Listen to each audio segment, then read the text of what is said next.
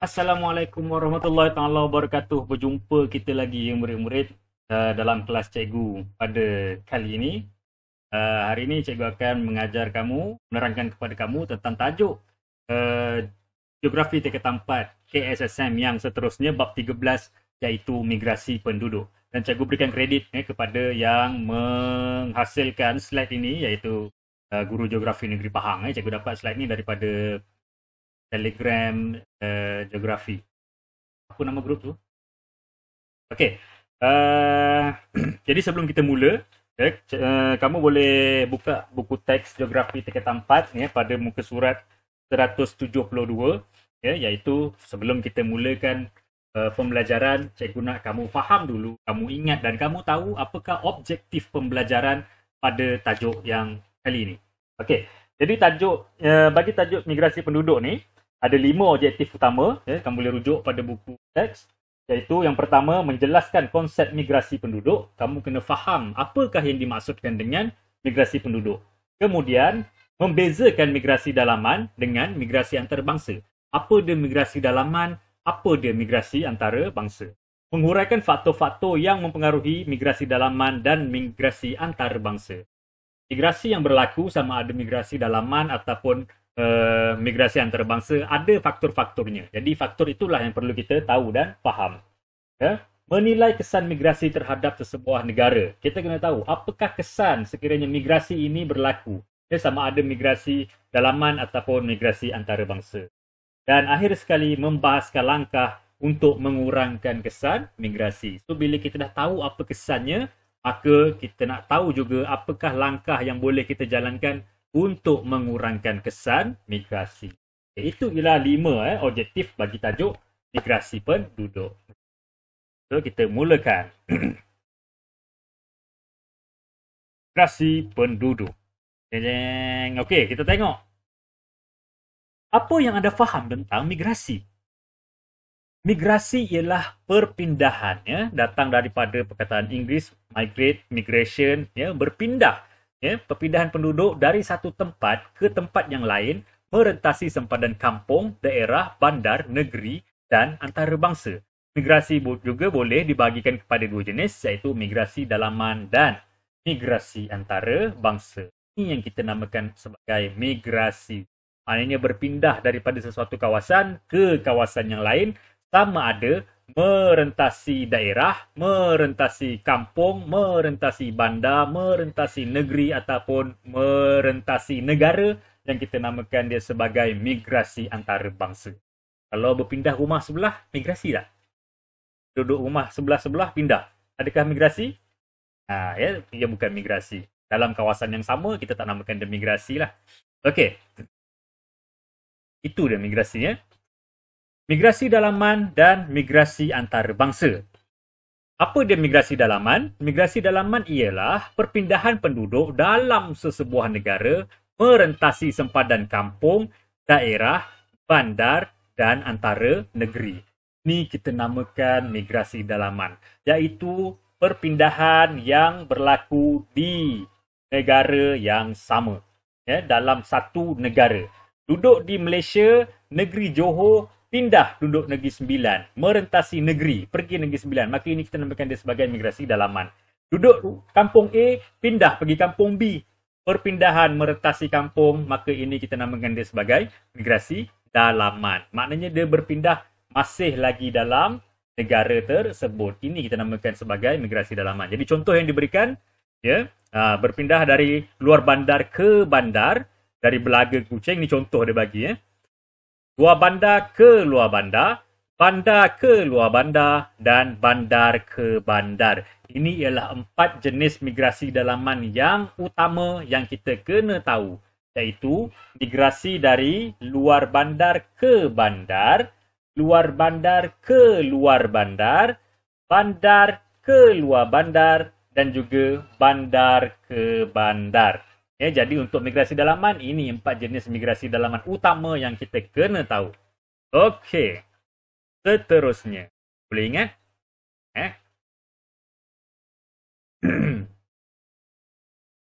Bagi migrasi antarabangsa pula, migrasi antarabangsa ialah perpindahan migran merentasi sempadan antarabangsa dari sesebuah negara ke negara lain. Terbahagi kepada imigrasi dan emigrasi. Okey. Untuk migrasi antarabangsa, perpindahan antarabangsa, dia melibatkan perpindahan merentasi negara. Dari Indonesia berpindah ke Malaysia. Dari Malaysia pindah ke Singapura. Singapura pindah India. India pindah China. China pindah ke Jepun. Jepun pergi Korea. Korea pergi Spanyol. Merentasi negara, kita namakan dia sebagai migrasi antarabangsa. Dan migrasi antarabangsa ini terbahagi kepada dua, iaitu emigrasi, E di depannya, E. Emigrasi dan juga imigrasi, I. I-E, imigrasi, E-E, emigrasi. So, apa dia emigrasi? Apa dia imigrasi? Emigrasi ialah, cikgu sebut ya, supaya E-E, supaya senang pengguna ingat. Emigrasi, E itu ialah ekspor. E, macam ni E? E ialah ekspor, iaitu penduduk di sesebuah negara berpindah keluar. Ekspor, keluar. Emigrasi. Berpindah keluar. Imigrasi, I ialah import. Daripada negara lain datang duduk ke negara. Daripada negara luar masuk ke negara kita. Contoh kita negara kita ni, orang luar datang negara kita. Imigrasi, import masuk. Okay, tu beza dia. Emigrasi dan juga imigrasi. Imigrasi. Okay. Transmigrasi yang bawah, transmigrasi merujuk kepada program migrasi yang dirancang. Kerajaan Indonesia menjalankan proses memindahkan penduduk dari Pulau Jawa yang penduduknya padat ke Pulau Sumatera, Irian Jaya dan Kalimantan serta beberapa buah pulau lain.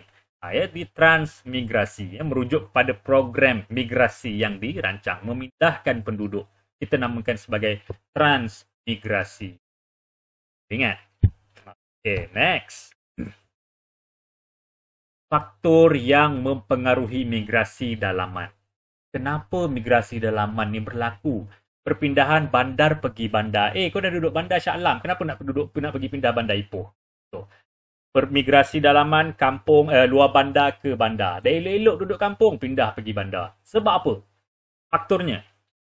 Kampung, pindah kampung. Duduk kampung Sekincan. Pergi pindah duduk kampung Sabak Bernam. Kenapa perpindahan ini berlaku? Ini yang kita nak lihat. Faktor migrasi dalaman. Ada dua jenis faktor, iaitu faktor tolakan dan juga faktor tarikan. Okey. Faktor tolakan ini ialah faktor yang menolak, menyebabkan dia nak pergi. Okey. Apa faktornya? Peluang pekerjaan yang terhad. Apabila di suatu tempat itu peluang pekerjaannya terhad, maka penduduk ini akan pindah. Tertolaklah. Ini faktor penolakan. Dia akan tolak pergi ke tempat yang lain yang mempunyai peluang pekerjaan yang lebih baik. Okay. Kadar upah yang rendah. Duduk kampung gaji cepat. Kerja kilang krepek gaji sikit, tak puas hati, pindah tu. Pergi bandar besar. Kilang lagi canggih, gaji tinggi agaknya lah. Ini kadar upah yang rendah menjadi faktor tolakan. Menolak dia untuk pergi. Okay. Kurang peluang pendidikan. Duduk di kawasan luar bandar, berpindah ke bandar kerana kawasan luar bandar itu kurangnya peluang pendidikan. Ini faktor tolakan. Kekurangan kemudahan perkhidmatan. Tinggal di kawasan pedalaman, air tak ada, jalan tak ada dan internet tak ada, kan? Akhirnya mereka pergi berpindah ke kawasan yang lebih baik. Ini kita namakan dia sebagai faktor tolakan.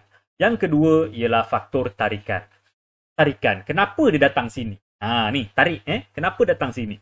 Dia berpindah kerana banyaknya peluang pekerjaan. Dia berlawanan lah dengan yang tolakan tadi tu. Kadar upah tinggi. Kenapa orang kampung pergi pindah KL? KL kadar upah tinggi. Katanya lah. Peluang pendidikan lebih baik. Pindah Bangi, banyak pusat pendidikan. Duduk dekat Sungai Besar, pusat pendidikan terhad, takat sekolah je. Contohlah. Pindahlah pergi ke tempat lain ataupun bermigrasi ke kawasan-kawasan lain yang mempunyai peluang pendidikan yang lebih baik. Kemudahan perkhidmatan. Faktor tarikan. Okey, banyak kemudahan perkhidmatan menyebabkan penduduk ni berpindah. Okey, boleh ingat? Next. faktor-faktor yang mempengaruhi migrasi antarabangsa. Okay? Dia lebih kurang sama lah macam yang migrasi dalaman tadi. Tapi ini dalam skop yang lebih luas. Okay? Faktor tolakan negara asal. Dia duduk di negara A, dia nak pergi negara lain. Ini namanya faktor tolakan. Ya, sebab ada sesuatu yang menolak dia untuk keluar daripada negara dia. Apa yang menolak dia? Yang menolaknya ialah kurangnya peluang pekerjaan. Sebab tu kita tengok di Malaysia, banyak pekerja-pekerja asing. Pekerja-pekerja asing ni datang dari mana? Mereka inilah datang daripada negara-negara yang kurang peluang pekerjaan bagi mereka. Yang menyebabkan kawasan itu, negara itu menjadi faktor tolakan. Kurangnya peluang pekerjaan di negara mereka menjadi faktor tolakan kepada mereka untuk berpindah ke negara kita. Contoh, okay? Kadar upah yang rendah. Ya, kerja teruk-teruk di negara asal, upah cipu, nilai mata wangnya rendah dan akhirnya mereka berpindah ke negara lain yang mempunyai gaji dan nilai mata wang yang lebih tinggi. Ini kita namakan faktor tolakan. Tolakan daripada negara asal. Ya? Politik tidak stabil. Duduk negara sendiri, duduk bergaduh. Parti A lawan parti B, parti B lawan parti C lawan parti E. Bergaduh. Tiada kestabilan politik menyebabkan penduduk dia stres, menjadi faktor tolakan penduduk untuk berpindah ke negara lain. Bencana alam. Bencana yang berlaku di sesebuah negara menjadi salah satu faktor tolakan daripada negara asal menyebabkan penduduknya ini berpindah ke negara yang lebih aman. Lebih baik. Okay? Dasar kerajaan. Kerajaan mewujudkan dasar untuk memindahkan penduduk. Ataupun kerajaan membuat perjanjian. Contoh Malaysia dengan Indonesia ada perjanjian membekalkan tenaga buruh.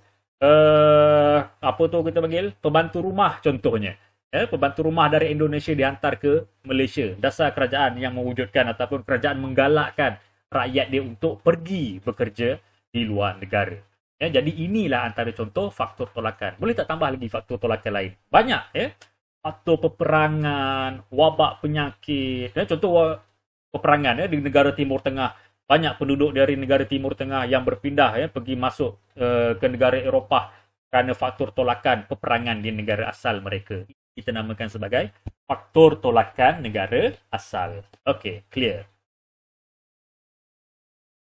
Yang kedua, faktor tarikan di negara yang dituju. Dia berlawanan lah daripada yang faktor tolakan tadi. Kenapa dia pergi ke negara tersebut? Kerana negara itu mempunyai peluang pekerjaan yang lebih baik. Contoh negara dia, dekat negara dia tak ada kelulusan, dia terpaksa jadi buruh kasar. Gaji sikit. Menjadi faktor tolakan dia supaya datang ke negara kita.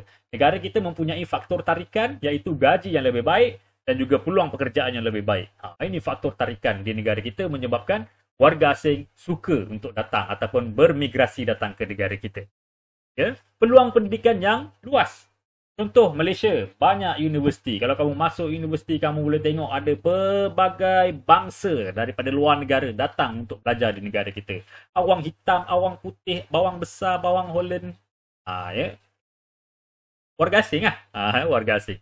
Datang ke negara kita untuk mendapatkan pendidikan kerana peluang pendidikan negara kita yang lebih baik berbanding dengan tempat mereka.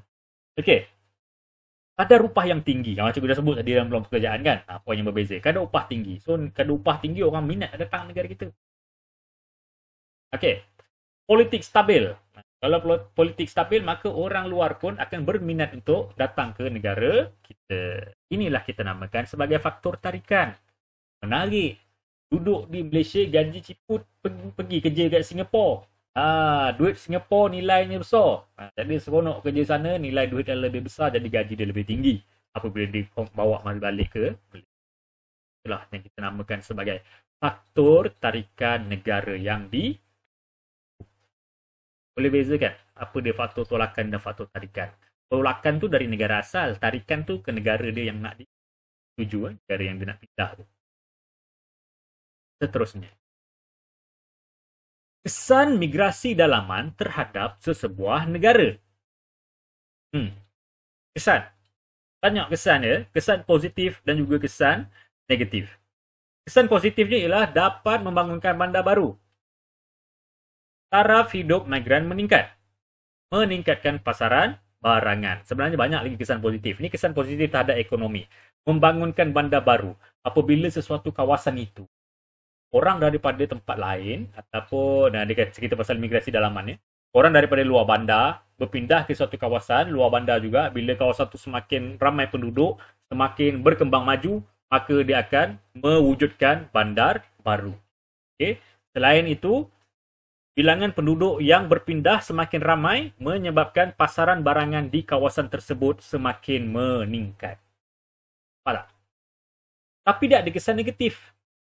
Kekurangan tenaga kerja. Maksud kekurangan tenaga kerja ini ialah kekurangan tenaga kerja di lokasi yang ditinggalkan ataupun di tempat asal.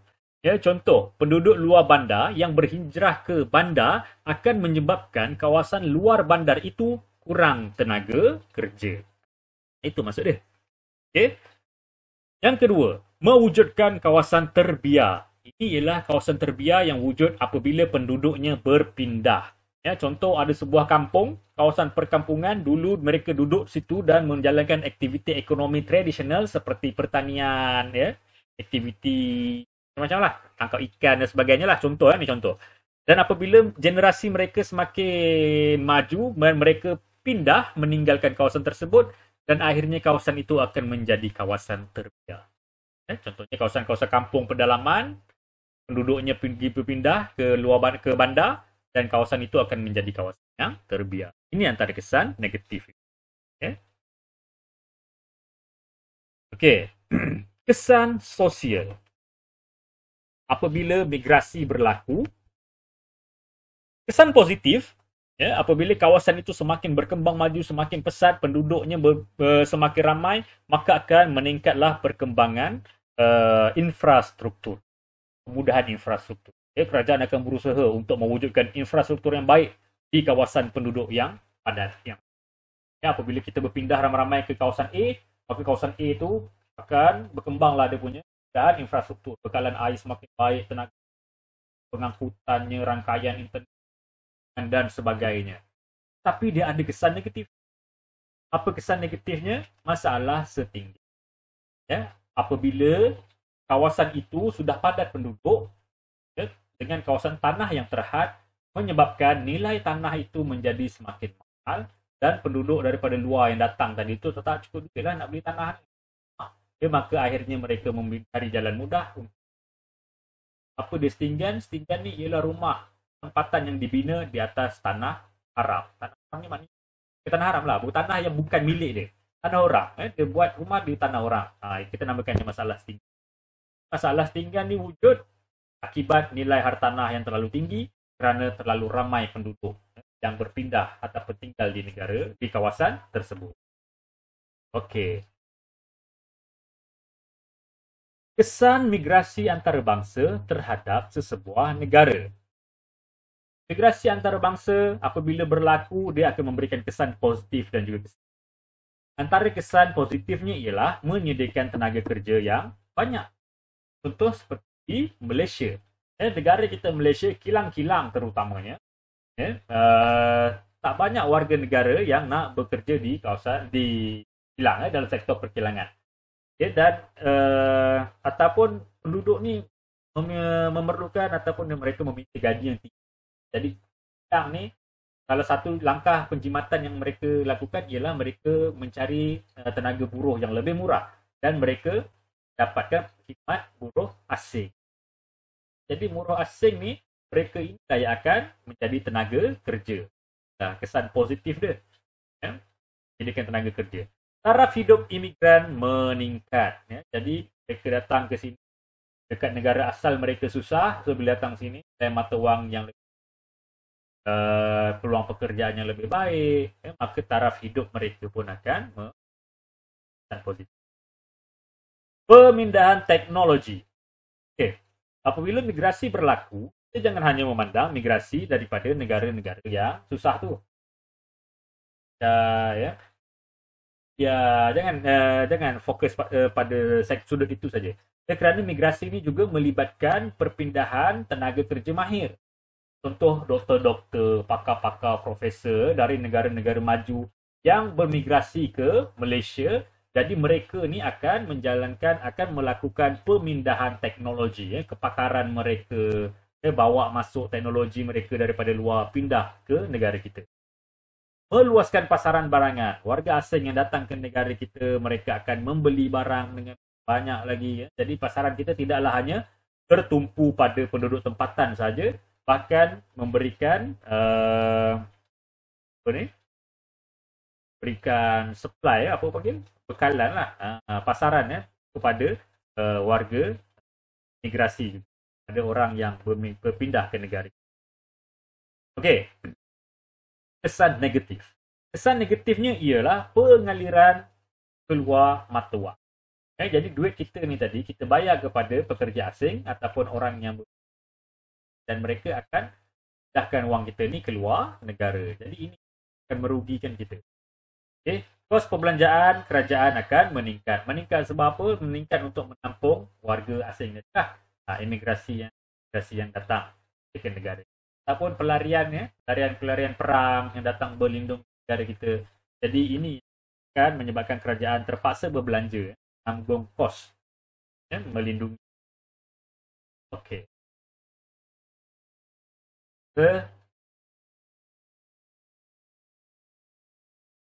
Kesan sosial positif. Kemudahan infrastruktur meningkat. Ini kita ulang tadi, lebih kurang sama macam migrasi dalaman tadi. Negatif, pengaliran wang keluar, penyakit berjangkit. Betul, warga asing yang datang ke negara kita juga, kadang-kadang mereka dari sana membawa penyakit daripada negara asal datang ke negara kita dan bawa penyakit boleh menular ke negara yang itu. Pertambahan kepadatan penduduk, kesan negatif dia, betul, penduduk semakin padat. Masalah sosial akan berlaku. Warga asing daripada luar negara pindah ke negara kita dan mereka bawa budaya asing mereka ataupun sikap-sikap mereka yang tak samalah dengan budaya di negara kita. Dan mereka mungkin akan berlakunya jenayah sosial. Contohnya baru-baru ni ada yang warga mereka kat sanalah yang telah mencampak anak. Betul kan? Wah, cucu ke? Betul. Rogol anak tiri. Kita tak dapat, dia buang campak budak tu daripada ni. Berlaku jenayah dan budak tu mati jatuh daripada tingkat 4. Ini kita namakan sebagai masalah sosial. Kalau kamu pergi ke kawasan bandar-bandar, contoh tengok ada warga asing, awang hitam, mabuk-mabuk. Ada jenayah yang boleh berlaku. Okay. Dan juga persaingan peluang pekerjaan. Persaingan peluang pekerjaan, penduduk tempatan terpaksa bersaing dengan orang luar untuk bekerja. Okey.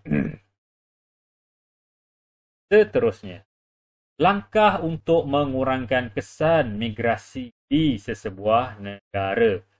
Mana caranya? Yang pertama, kalau migrasi dalaman, macam mana kita nak mengurangkan kesan? Meningkatkan kemudahan asas di luar bandar. Jadi kita ingat balik migrasi dalaman tadi itu, mereka berpindah akibat kurang kemudahan. Jadi macam mana kita nak atasi? Nak kurangkan kesan migrasi ini, kita tingkatkan kemudahan asas di kawasan luar bandar.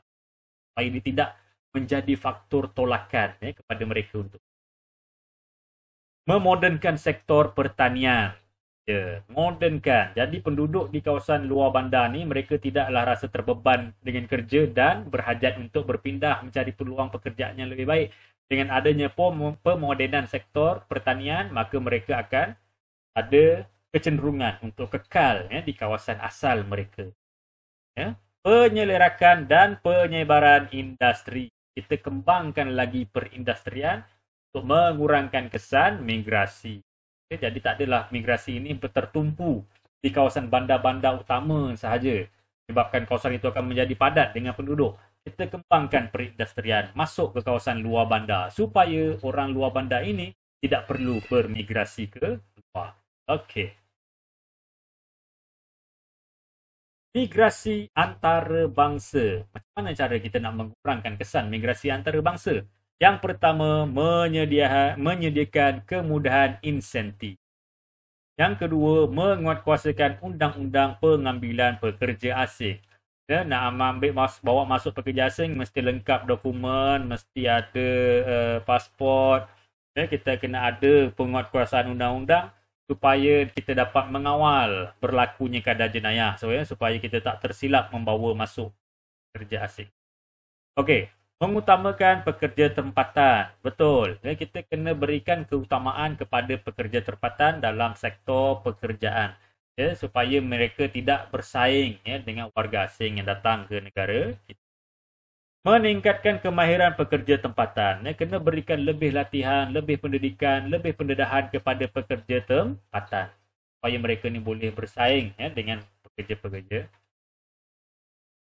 Okey. Habis. Okey kelas. So, habis.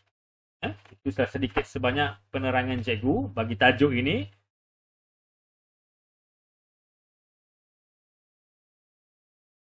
Okey. Faktor migrasi dalaman luar bandar ke bandar. Jadi apakah faktor migrasi yang menyebabkan orang luar bandar ini berpindah ke bandar? Banyak. Kamu hanya perlu fikirkan apa mereka daripada luar bandar berpindah ke bandar. Antaranya ialah peluang pekerjaan yang lebih baik, kemudahan infrastruktur yang bagus dan bandar. Gaji ataupun upah yang lebih tinggi di kawasan bandar. Inilah antara sebab kenapa orang luar bandar berpindah ataupun bermigrasi. Yang kedua, luar bandar ke luar bandar. Mereka dah duduk di kawasan luar bandar tetapi mereka bermigrasi ke luar bandar yang lain. Kampung A pindah kampung B. Sebab apa? Antara faktornya yang paling utama ialah kerana pembukaan kawasan tanah rancangan ataupun peneroka. Daripada kampung A, dia pindah pergi kampung B kerana kampung B ni telah dijadikan kawasan tanah rancangan pertanian. Jadi kat situ ada peluang pekerjaan untuk bertani. Tempat asal dia tak ada. Dia pindah pergi kawasan B ni tadi untuk melakukan aktiviti pertanian. So, luar bandar, duduk luar bandar, pindah pun ke luar bandar. Dia kata faktor perkahwinan boleh tak? Dekat kampung A, berpindah ke kampung B, sebab berkahwin dengan orang kampung B. Luar bandar juga. Boleh tak jadi faktor migrasi luar bandar ke luar bandar? Boleh. Faktor lah tu. Okey. Bandar ke luar bandar. Dah elok duduk bandar, pergi pula migrasi ke luar bandar. Sebab apa? Banyak faktor. Antaranya ialah kerana berpencen. Duduk bandar, kerja, penat kerja, nakkan ketenangan. Dulu muda-muda, tenaga banyak, bolehlah tahan bising, jalan-jalan jam, semua steady. Tapi bila dah tua ni, bawa kereta pun 60 km sejam, jam pun lenguh kaki tekan brek, maka mereka yang telah berpencen ni akan berpindah pergi ke kawasan luar bandar. Okey. Antara contoh dia lah. Migrasi bandar ke bandar. Duduk Ipoh, pindah Shah Alam. Apa faktornya? Antara faktor yang boleh kita berikan. Banyak faktor. Kamu boleh bagi apa-apa saja faktor yang kamu rasakan logik. Antaranya ialah kerana faktor arahan majikan. Duduk Ipoh, naik pangkat, bos suruh pindah Shah Alam. Migrasi bandar ke bandar. Naik pangkat. Duduk Shah Alam, jumpa jodoh online. Dah pergi Kuala Terengganu. Pindah migrasi. Kerana faktor perkahwinan. So, ini kita namakan sebagai migrasi bandar ke bandar. Migrasi dalaman, ada luar bandar ke bandar, luar bandar luar bandar ke luar bandar ke luar bandar dan juga bandar ke bandar. Okay. So, sampai saja video cikgu. Jumpa lagi dalam video yang akan datang. Bye-bye. Assalamualaikum.